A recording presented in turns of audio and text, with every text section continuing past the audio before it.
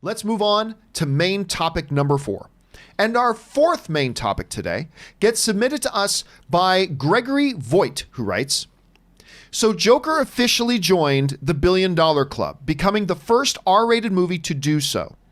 What does this achievement mean for comic book movies and for the film industry overall? Thanks and keep up the great work. And it took a while, but it did it.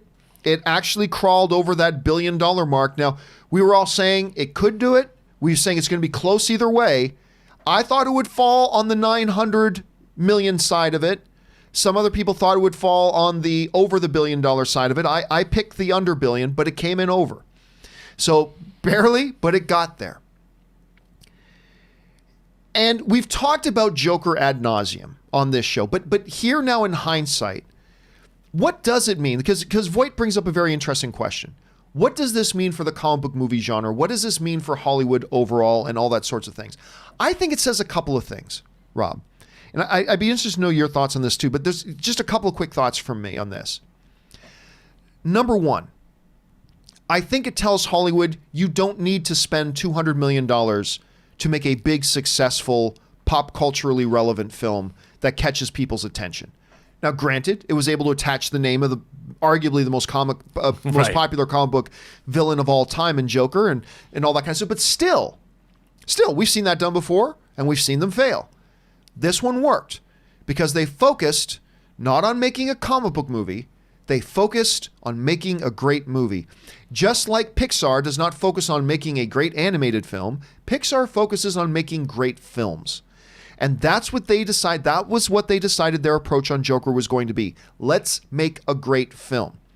Because unfortunately, there's a growing, this mistaken mentality that it has to be laser beams shooting out of their eyes. What's the show of it? Which show is it again that goes, if they're not shooting lasers out of their eyes and they don't have capes, nobody cares. That's something the villain just said in something. I can't remember which show it was, but anyway. But that seems to be a mentality of that. Joker proves that doesn't have to happen. Second big thing to me, Rob, about this, and to me, this is the biggest point about that we need to take away, and that I think Hollywood needs to take away from whether it got to $1 billion or not, the overall success of Joker. And that is this. Marvel, DC, anybody else that's trying to get some comic book related material coming out, your movies don't have to be in shared cinematic universes to be massively huge successes. They simply do not. I remember when they announced Joker, Rob, everybody's, what's the point? What's the point? If it's not Batman there, and if it's not in the DCEU, what's the point? And remember, a bunch of us would say, and a bunch of you guys online would also say call me crazy, but isn't the point to make a great, fun, enjoyable movie that we can watch and make us think and be entertained by? Isn't that the point? Nah, the point is shared cinematic universe. Well, they did it without a shared cinematic universe, and they did it without Batman, just the way that Venom did it without Spider-Man, and everybody said that would never work either, and here we are. So, Rob, to me, I think the crossing the $1 billion mark, which is, well, first of all, it was already an insane success when it crossed the $700 million mark, but $500 million. Yes, twice they crossed the $500 million mark. To me, it just gives us an opportunity to pause again and look back, and I think the biggest takeaways are, number one, it ain't just lasers out of the eyes and superhero cape movies that can be successful today or make audiences enjoy them. I think you can make these types of movies and they can be great. And number two, for those are working in the comic book universes, yet not every effing thing needs to be shared cinematic universe. They just did Joker and they made $1 billion. And to me, that's why I think the big takeaways are you don't need to spend $200 million.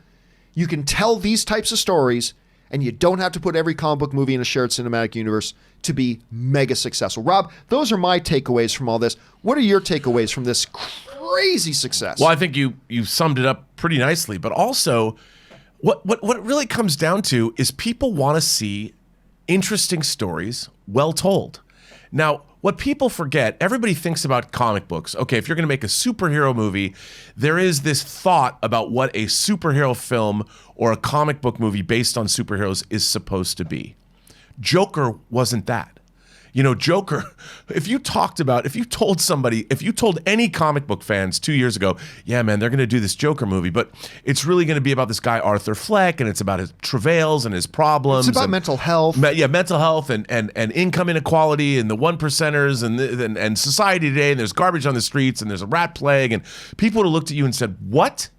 I'm not going to go see a Joker movie like that. But what people forget about is that it doesn't matter whether you're telling a story about a comic book character or a Jedi Knight in a galaxy far, far away a long time ago, or about a lawyer or about a cop. At the end of the day, what it comes down to is if you tell a compelling story that has meaning, that has pathos, that has something that our audiences can relate to in some fashion, because all stories should be about illuminating the truths in our own lives. Even a movie like Joker, I think Joker connected with audiences in a way no other comic book-based movie ever has, because it dealt with what's going on in people's lives. Everybody saw a little bit of either themselves in Arthur Fleck or somebody they knew. And that's not always the case when you're watching Man of Steel. When I'm watching Russell Crowe battling the forces of evil on Krypton, I'm like, I don't really relate to that, but I love it. But Joker was a movie that people were like, man, I see some of my own life in this film. And as long as you're doing Or life around me. Or life around me. And as long as you are doing that, and it can be in any movie, whether it's book smart, even though that didn't obviously connect with people and it should have, but that's why people tell stories, is to tell each other. I think the best comic book thing that's come out all year that I've seen is The Boys. And there's no action in that. There's a couple of the effect sequences, but there's not superheroes battling over the skies of New York. I mean, even Homelander, there's the one he goes, there's the airplane episode, but for the most part, you don't see him holding a plane up. He's walking down the aisles. Umbrella Academy is very much the same way, that's a great observation. Yeah, and Umbrella Academy, even Doom Patrol has got action in it, but not much. What you're dealing with is, what does it mean to be a superhero? Joker, what does it mean to become a supervillain? Well, you got to see it. And that's why people are connecting with these movies. And that's why people have always connected with movies throughout the years. I think that's a great observation. Star Wars, let me show you as an example. Luke Skywalker is a farmer, Han Solo is a truck driver. These are blue-collar dudes, and that's why people connected with Star Wars when it first came out. Everybody saw a little bit of themselves in Luke, and everybody could see a little bit of themselves or somebody they knew in Han Solo. Question here is, guys, what are your takeaways? Like, when you see this unmitigated success that Joker has had, and what a great film it is. It's tied right now for my number 5 best film of the year. What are your takeaways? What do you think the lessons are that Hollywood needs to learn coming out of a movie like that? You've already heard mine and you've heard Rob's. What would your lessons be that you think we can all walk away from this case study? I want to know what you guys think. Jump into the comments section below and let us know your thoughts. All right.